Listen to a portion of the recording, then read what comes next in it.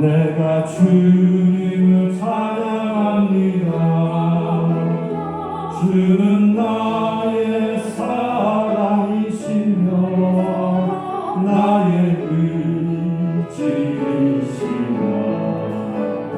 주는 나를 이끄시며 주의 길 인도하시며 나의 생애 목자 되시니 내가 따르리라. 나의 하나님 나의 하나님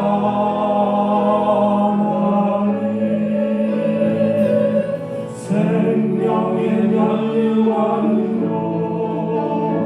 내게 씌우소서. 나의 하나님 나의 하나님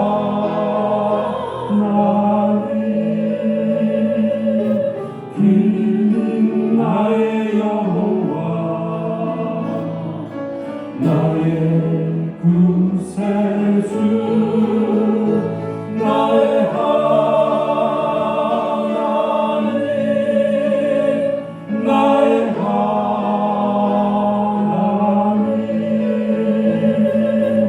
길린 나의 여호와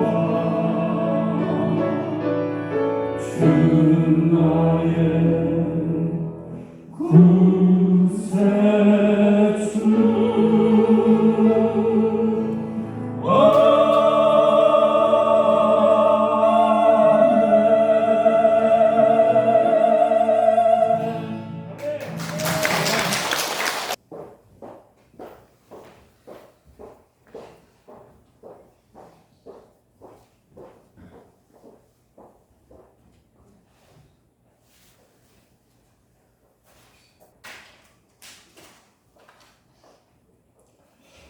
우리가 예배를 드릴 때마다 설교를 듣고 있지만 여러분들이 설교 시간을 예배의 한 순서로만 생각지 마시기 바랍니다.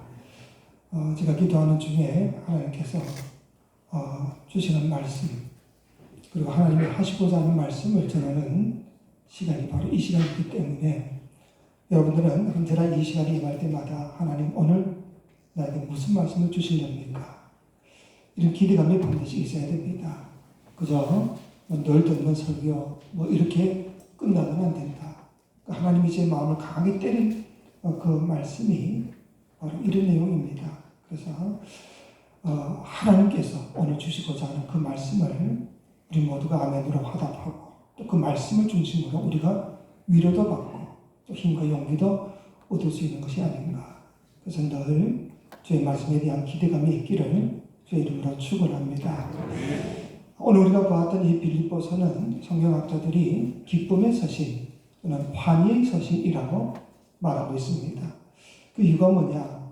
이 빌립보서는 전체가 넉 장밖에 되지 않습니다. 그런데 이 짧은 넉 장 가운데에 이 기쁨이라는 동사형이든지 명사형이든지 그 기쁨이라는 단어가 19번씩이나 나오고 있기 때문에 그런 겁니다. 그러면 사도 바울은 도대체 얼마나 풍족한 인생을 살았기에 자기가 계획한 일들이 그냥 척척 잘 풀리고 모든 환경이 자기에게 이롭게 되고 그리고 무엇을 계획하든지 그 모든 것이 잘 될 뿐 아니라 세상적으로 풍족함을 누렸기 때문에 그는 기쁨이라는 단어를 이렇게 많이 썼나? 그게 아니라는 것은 우리가 성경을 보신 분들은 다 잘 알 겁니다. 사도 바울이 사실 정말 죽는 그 순간까지 얼마나 많은 고난과 어려움이 있었습니까? 정말 뜻하지 않는 아픔으로 감옥에 갇히기도 하고 죽을 뻔한 위기도 여러 번 있었고 말도 못할 고생을 했다는 걸 우리가 잘 알 겁니다.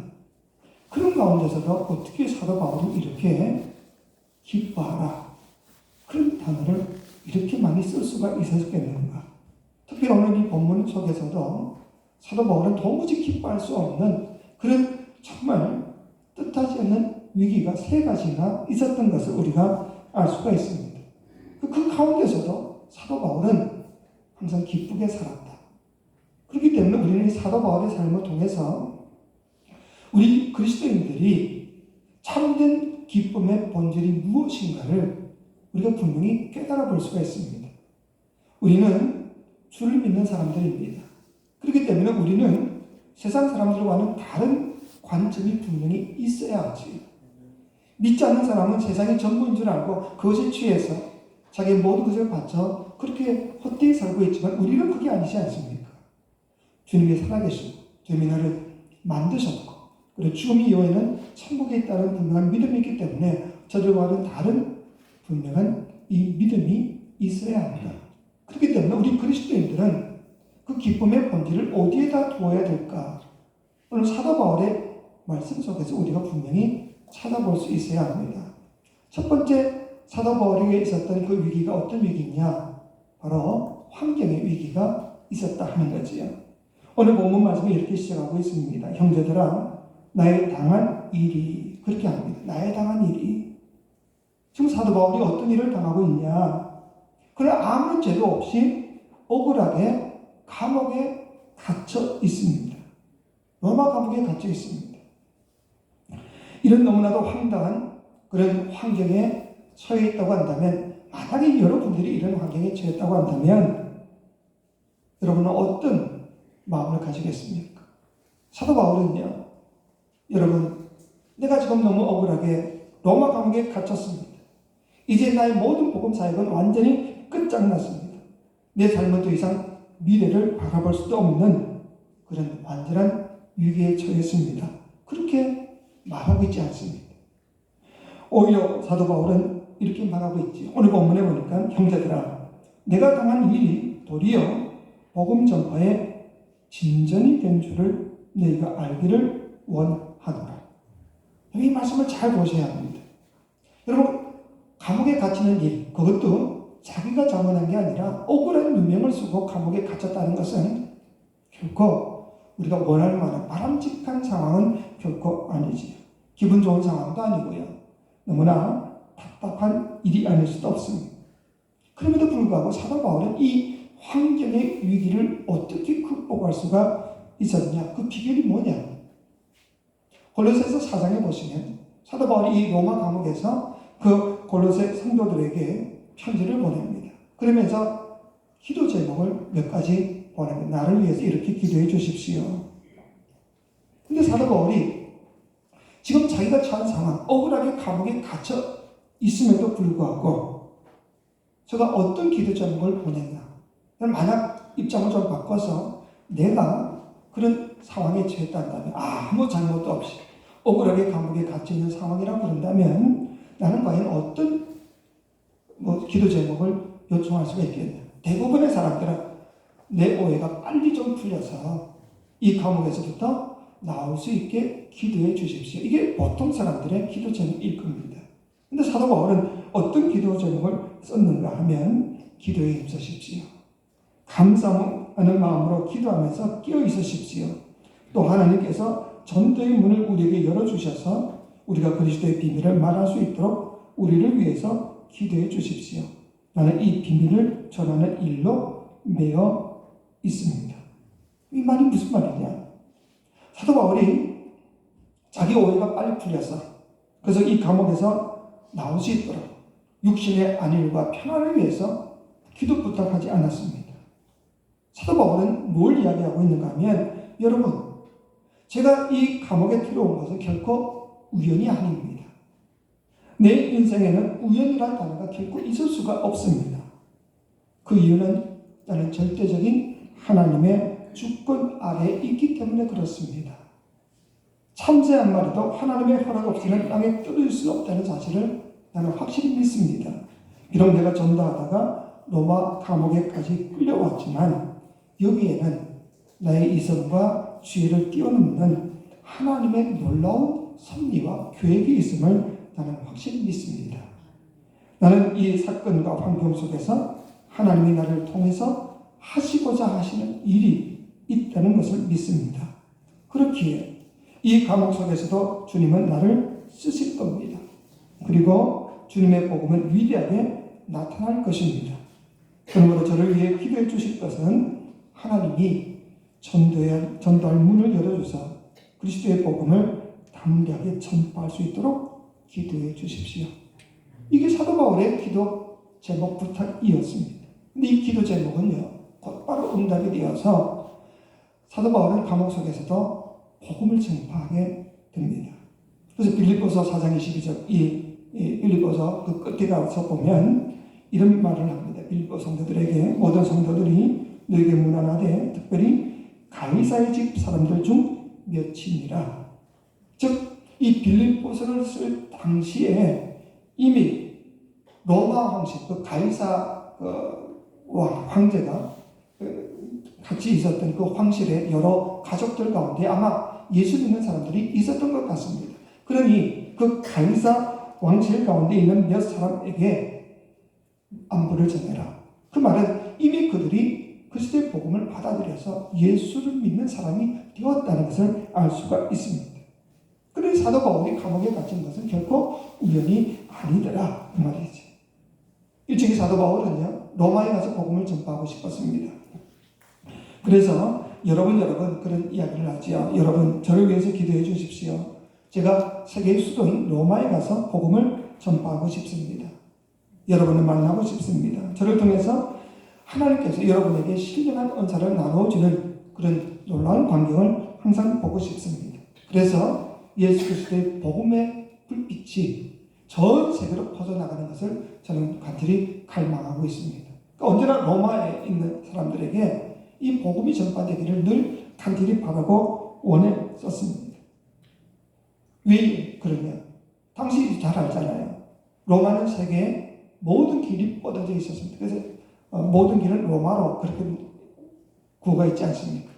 로마에 가서 복음을 전파하면 전 세계 복음이 퍼질 것이라는 그런 기대감이 있었기 때문에 나는 반드시 로마에 가서 복음을 전할 거야.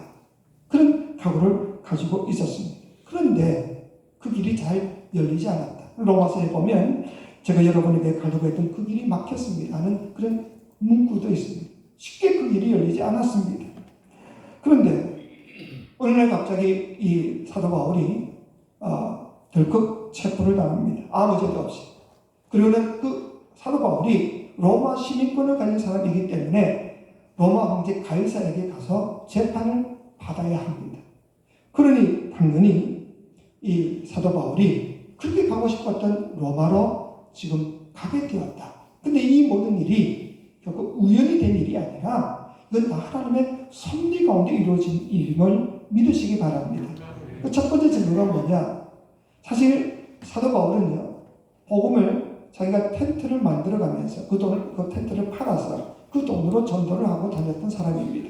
그런데 로마까지 가려고 하면 그 경비가 얼마나 많이 들겠습니까?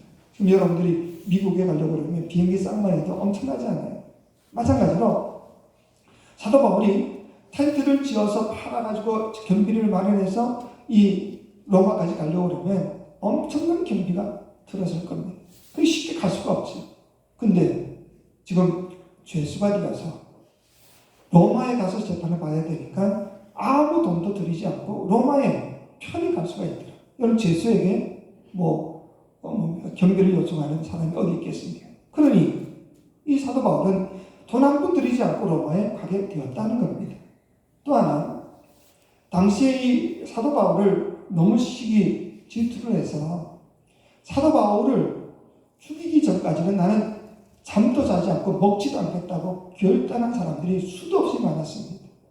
그러니 만약 사도 바울이 혼자의 몸으로 로마로 간다 그런다면 도착하기도 전에 벌써 죽었을 겁니다. 그런데 지금은 세계의 가장 막강한 로마 군인들이 이 죄수를 호송하기 위해서 이 사도 바울을 보호하면서 가는데 누가 감히 이 사도 바울을 죽이려고 달라들 수가 있겠냐 그 말이지요.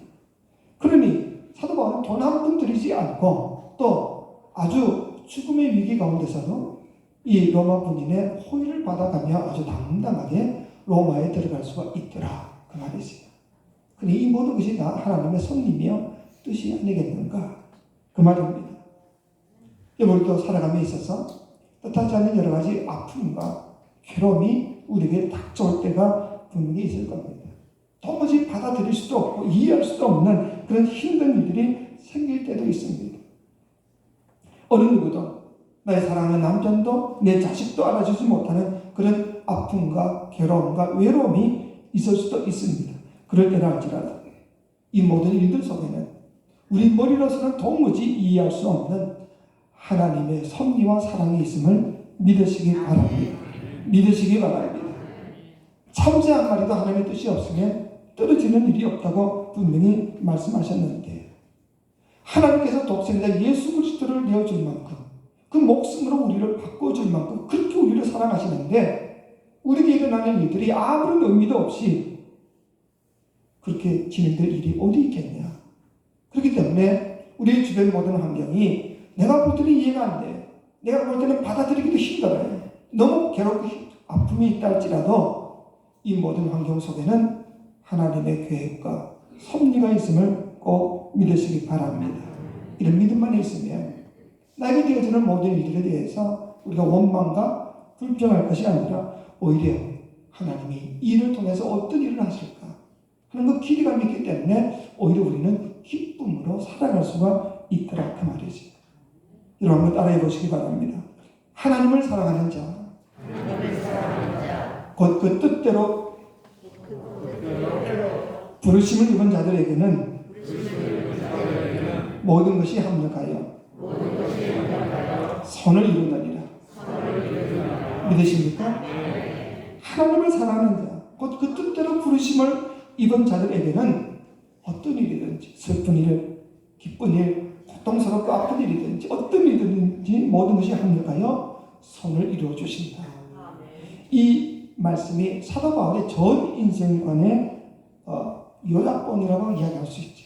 뿐만 아니라 우리가 이 말씀을 믿을 수만 있다고 한다면 우리는 어떤 일들 가운데서도 결코 두려워할 이유가 없다. 우리에게 일어나는 모든 일들은 어떤 환경이든지 결코 우연이라는 것은 있을 수가 없습니다. 그 모든 환경 속에는 하나님의 계획과 뜻이 있음을 믿으시기 바랍니다. 지금 불치의 질병을 앓고 있다 할지라도 또는 돌발적인 사고를 당했다 할지라도 사람들이 보기에는 절망적인 환경이라 할지라도 아직 죽음까지도 내 지혜와 이성을 뛰어넘는 하나님의 섭리와 하나님의 은혜로우신 사랑과 그 뜻이 숨겨져 있다는 것을 믿는 사람은 폭풍우 속에서도 찬양할 수 있고 비바람 속에서도 기뻐할 수가 있는 겁니다. 이런 분명한 믿음을 가진 사도 바울이었기 때문에 어떤 상황 속에서도 주 안에서 기뻐하라. 항상 기뻐하라. 내가 다시 말하노니 기뻐하라. 외칠 수가 있었던 겁니다. 여러분들에게도 이런 믿음이 있기를 주의 이름으로 축원합니다. 내 주변을 둘러싸고 있는 여러 가지 환경, 도무지 받아들이기도 어렵고 이해도 하기 힘든 상황이라 할지라도 이것은 우연히 그리고 나를 괴롭히기 위해서 일어난 일이 아니라 하나님의 섭리와 계획의 한 부분임을 믿고 감사할 수 있다고 한다면 능히 이길 힘을 하나님이 주시고 하나님이 주시는 평강과 기쁨 속에서 살아갈 수 있음을 꼭 믿으시기 바랍니다. 두 번째, 사도 바울에게는 인간적인 또 위기가 있었습니다. 인간관계의 위기. 여러분, 우리가 살아가면서 환경이 주는 그런 아픔과 인간관계에 있어서 주어지는 그런 아픔 가운데 어느 것이 더 견디기가 힘들다고 생각하십니까? 많은 사람들이 힘든 환경과 여러 가지 상황은 내가 그냥 견뎌낼 수 있지만 인간관계에 있어서 그 뒤틀리기 시작하고 그 주는 그 아픔은 참으로 참기가 어렵다. 그렇게 말하는 사람들이 참 많습니다. 여러분들은 어떻습니까? 사실 환경이 주는 어려움보다 그 아픔보다 인간관계의 뒤틀림이 주는 그 아픔이 훨씬 더 크다는 것을 우리가 느껴봅니다. 그것이 더 우리 마음속에 그 기쁨을 빼앗아가는 요인이 아닐까. 특별히 나와 가장 가까운 사람, 내가 특별히 사랑했던 사람, 내가 당연히 저 사람은 나를 이해해 줄 거야, 그렇게 믿었던 사람이 나를 이해하지 못하고 오히려 힘들게 할 때는요, 이건 정말 괴롭고 힘들지. 근데 지금 사도 바울이 이런 아픔을 겪고 있었다는 거지. 15절로 17절까지 보시면 이런 말씀이 있습니다. 우리 같이 한번 볼까요? 시작. 어떤 이들은 투기와 분쟁으로, 어떤 이들은 착한 뜻으로 그리스도를 전파하나니 이들은 내가 복음을 변증하기 위하여 세우심을 받은 줄 알고 사랑으로 하나 그들은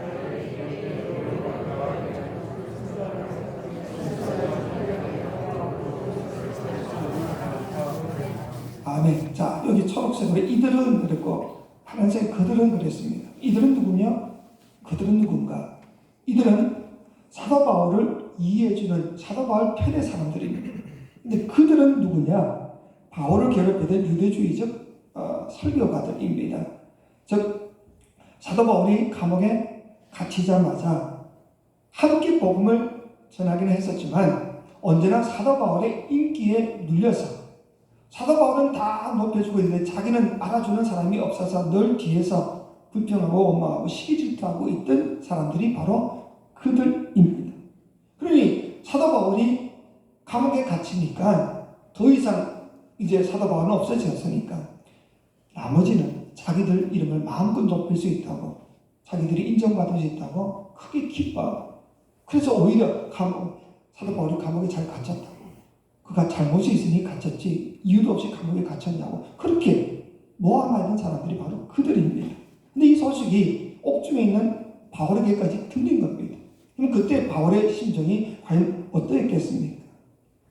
예수 믿지 않는 사람들, 불신자들이 나를 욕하는 것이야 얼마든지 그럴 수야 있지. 그런 것은 얼마든지 견딜 수 있는데 나와 함께 복음을 전가하고 있던 그 과거의 동지들이 나를 모함하고 나에게 치부됐고 나를 욕하는 이 사실 내가 어떻게 견딜 수가 있겠냐. 그 바울의 괴로움과 외로움을 아마 여러분 느낄 수가 있겠습니까? 찢어지는 아픔이 있었을 겁니다. 그럼에도 불구하고 사도 바울은요 오히려 기뻐했다는 겁니다. 오히려 기뻐했다. 아니 어떻게 그럴 수가 있냐. 그 비결이 18절에 나와져 있습니다. 우리 같이 한번 봅시다. 18절 시작. 그러면 무엇이냐? 겉으로 하나 참으로 하나 무슨 방법으로 하든지 전파되는 것은 그리스도니 이로써 나는 기뻐하고 또한 기뻐하리라. 아멘. 사도 바울이 지금 뭘 이야기하고 있는가 하면 내가 감옥에 들어와서 더 이상 이제 자유롭게 복음을 전파할 수 없게 된 이런 상황 속에서 저 사람들이 비록 나를 모함하고 욕을 할 망정, 저들이 나에게 침을 뱉고 그리고 내 가슴에 비수를 꽂는 일이 있다 할지라도 저들이 복음만 전할 수 있다 그런다면 내가 기뻐할 일이 아닌가. 왜? 나는 복음을 위해서 내 목숨을 바친 사람인데 내가 지금 자유롭게 복음을 전파하지 못하는 이런 상황 속에서 저들이라도 그리스도를 전가하고 복음을 전파할 수 있기 때문에 따지고 보면 내가 해야 될 일을 대신해 주는 사람이기 때문에 오히려 나는 기뻐하고 기뻐하겠노라. 이게 사도 바울의 마음이었다 하는 겁니다. 사도 바울은 바로 그래서 예수 그리스도의 심장을 가진 사람이 아닌가. 우리 주님이 이 땅에 복음을 전파하시기 위해서 하늘보다 버리시고 이 땅에 인간의 몸을 입고 오셨습니다. 그리고 그 복음을 전가하기 위해서 자신을 십자가에 내어 죽이시기까지 하셨습니다. 그 이유가 다 뭐냐? 복음을 전파하기 위해서가 아니냐. 근데 그 예수 그리스도의 심장을 마음을 가지고 보니까 그저 내가 욕을 먹더라도 내가 십자가에 달려 심 뱉는 일이 당한다 할지라도 죽는 일이 있다 할지라도 복음만 전해진다면 나는 이것을 기뻐해야지. 바로 이게 사도 바울의 마음이었다 하는 겁니다. 그럼 사실 사도 바울만 이런 인간관계에 아픔이 있었겠습니까? 이 편지를 받고 있는 이 빌립보 교인들 역시 똑같은 인간관계에 여러 가지 뒤틀림과 아픔이 있었습니다. 그래서 빌립보서 2장 1절로 2절에 보니까 이런 말씀이 있지요. 그러므로 그리스도 안에 무슨 권면이나 사랑에 무슨 위로나 성령에 무슨 교제나 긍휼이나 자비가 있거든 마음을 같이하여 같은 사랑을 가지고 뜻을 합하여 한 마음을 품으라. 여러분 왜 사도 바울이 이런 이야기를 했겠습니까? 전부 다 한 마음을 먹고 다 같이 사이좋게 잘 지내고 있으면 이런 이야기 할 이유가 없지요. 근데 가만히 보니까 서로 마음이 갈려지고 서로 하나 되지 못하고 문제가 생기고 있기 때문에 갈등이 있기 때문에 그래서 제발 좀 부탁하니 너희들 마음을 같이 하고 하나가 좀 되어야 돼. 그 이야기를 한 겁니다. 근데 여기서 말하는 그 마음이라는 것이 어떤 마음이냐? 바로 그리스도의 마음, 그리스도의 심장을 이야기하고 있습니다. 사도 바울이 뭘 이야기하고 있는가 하면 빌립보 성도들이요. 왜 당신들 가운데 인간적인 갈등이 있습니까? 소위 그리스도인이라고 하면서도 왜 서로 갈등하고 고민하고 괴로운 가운데 있습니까? 그 이유가 도대체 뭡니까? 그건 바로 당신들의 자존심 때문이 아닙니까? 당신들이 높으면 얼마나 높고 당신들이 알면 얼마나 많이 알며 당신들이 경험했으면 얼마나 많이 경험했겠습니까? 주님은 우주 만물을 창조하신 그 주님은 우리를 위하여 자신을 버리고 이 땅에 인간으로 오셨습니다. 그 얘기를 지금 하고 있습니다. 그 예수 그리스도의 마음만 가지면 갈등할 게 뭐가 있냐 이 말이지.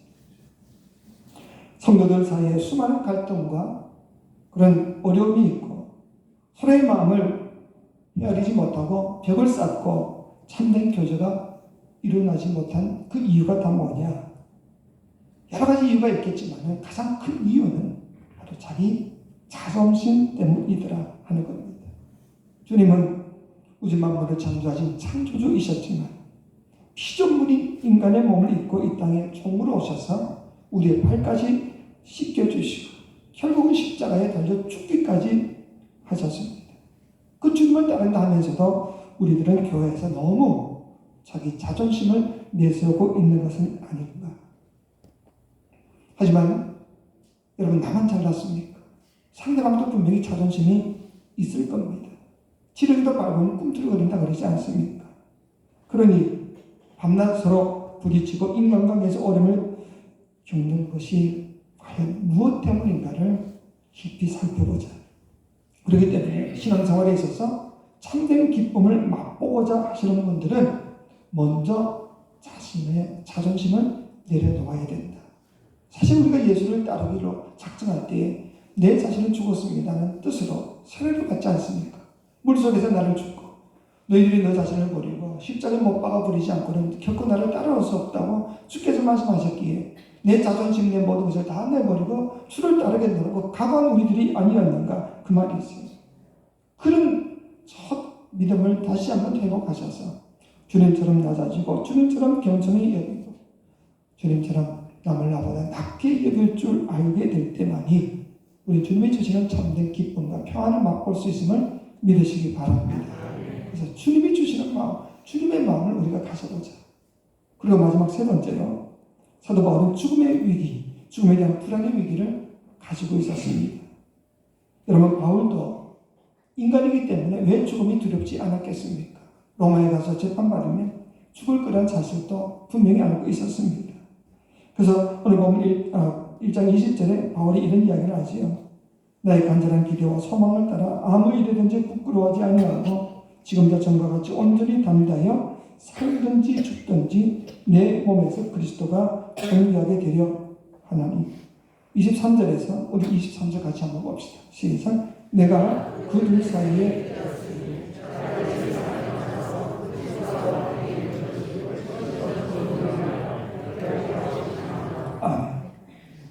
여기 그 둘 사이라는 것은 삶과 죽음의 사이라는 뜻입니다. 그렇게 사도 바울은 얼마 있지 않아서 자기가 죽는다는 사실을 분명히 알고 있었다. 그런데 그가 내가 그리스도와 함께 있는 것이 훨씬 더 좋은 일이라 지금 그렇게 분명히 이야기하고 있지. 이 말은 그리스도와 함께 있다는 것은 곧 자기가 죽는 것이 자기에게는 훨씬 더 좋은 일이다. 이 이야기를 지금 하고 있습니다. 근데 여기서 끝나지 않고 24절에 보니까 내가 육신으로 있는 것이 너희를 위하여 더 유익하리라 했는데 그 이유가 뭐냐? 22절에 그러나 만일 육신으로 사는 이것이 내 일의 열매일진데 그렇게 말하고 있습니다. 그러니까 이 종합적으로 이야기하면 사도 바울이 지금 무슨 이야기를 하고 있는가 하면 내가 사실 지금 주님 앞에 부름을 받으면 이게 훨씬 더 좋은 일이다. 하지만 내가 육신으로 있는 동안 주님을 섬기며 사람들에게 복음을 전함으로 아름다운 열매를 맺으며 살아가는 그것이 사실은 내 삶의 기쁨입니다. 지금 그 이야기를 하고 있습니다. 사도 바울이 왔다 갔다 하느냐? 사실 그렇지는 않습니다. 나를 사망 가운데서 구원해 주신 그 은혜로우신 주님의 품 안에 안겨서 이 땅에서 주를 위해서 흘렸던 그 땀방울과 그 눈물과 그 모든 것들을 주님이 나에게 보상으로 상급으로 갚아주시면서 나를 영원한 천국에서 살 수 있도록 해주시는 것, 이게 우리가 죽음에 대한 기대감 아닙니까? 죽음에 대한 거룩한 기대감입니다. 그렇기 때문에 사도 바울은요, 이 죽음을 결코 두려워할 이유가 없다. 그 이야기를 하고 있지요. 그럼에도 불구하고 내가 살아있는 동안 내가 주님 앞에 부름받기 전까지는 내가 어떻게 하든지 다른 사람들을 사랑하고 그리스도의 복음을 전가하고 또 그들의 신앙을 세워주고 또 다른 사람을 위해서 헌신하며 주의 영광을 위해서 살 수 있다면 이것은 내 삶의 참된 의미가 되고 거룩한 보람이 되고 그게 바로 하나님의 영광을 위한 일이다. 이 이야기를 하고 싶은 겁니다. 무슨 말인지 아시겠죠? 내가 죽는 것 두려워하지 않는다. 그건 오히려 나에게 더 큰 기쁨이다. 그러나 내가 살아있는 동안은 그동안만큼만은 내가 복음을 위해 전하고 주의 영광을 위해서 더 열심히 살아가야지. 그 이야기를 하는 거지. 그러니까 사도 바울은요, 삶도 환영할 수 있고 죽음도 환영할 수 있기 때문에 사느냐 죽느냐 이것은 전혀 문제가 되지 않았다. 이 이야기입니다.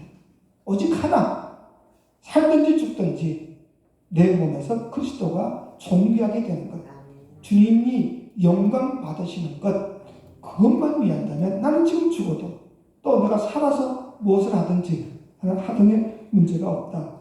이게 바로 자신의 삶의 목표다. 이 이야기를 하고 있는 겁니다. 아이들을 남겨두고 죽음 앞에서 실험하고 있는 한 위암 환자에게 목사님이 신방을 갔습니다. 무슨 말을 하겠습니까? 무슨 말을 하겠습니까?